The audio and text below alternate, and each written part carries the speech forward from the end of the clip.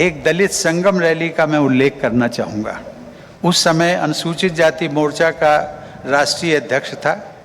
श्रद्धेय अटल जी प्रधानमंत्री थे।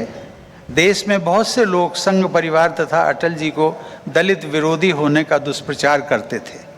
उस रैली को संबोधित करते हुए अटल जी ने उद्घोष किया था कि हमारी सरकार दलितों, पिछड़ों और गरीबों की भलाई के लिए बनी है।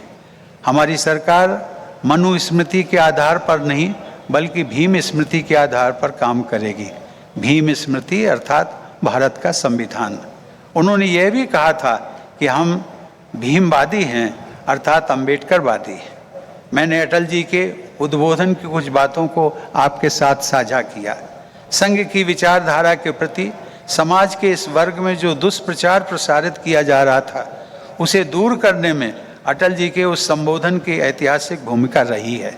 संघ वस्तुतः सामाजिक एकता और सुधार का प्रबल पक्षधर रहा है और इस दिशा में सदैव सक्रिय भी रहा है।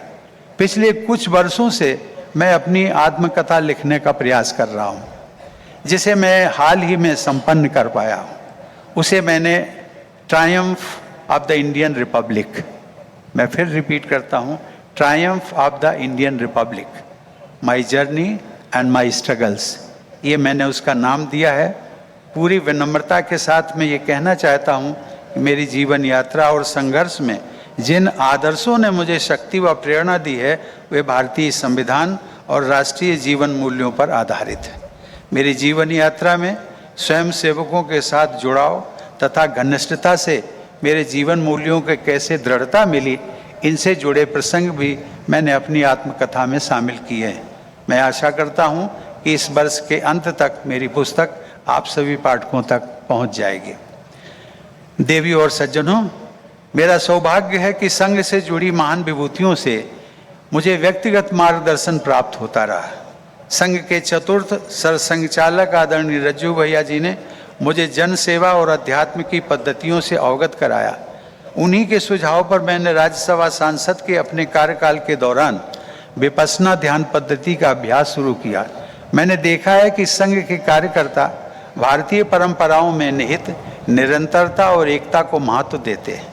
श्रद्धेय श्री अटल बिहारी वाजपेयी जी ने मेरी जीवन यात्रा को मूल्य आधारित राजनीति की तरफ मोड़ा और मैं राज्यसभा का सदस्य बना। माननीय नानाजी देशमुख से मिलने का सौभाग्य मुझे कई बार प्राप्त हुआ। उनकी प्रेरणा से संचालित ग्राम विकास के अनेक प्रकल्पों को मैंने नज़दीक से देखा और समझा है। राष्ट्रपति के अपने कार्यकाल में भी मुझे चित्रकूट जाकर उनके द्वारा किए गए व्यापक परिवर्तन को देखने का सौभाग्य मिला।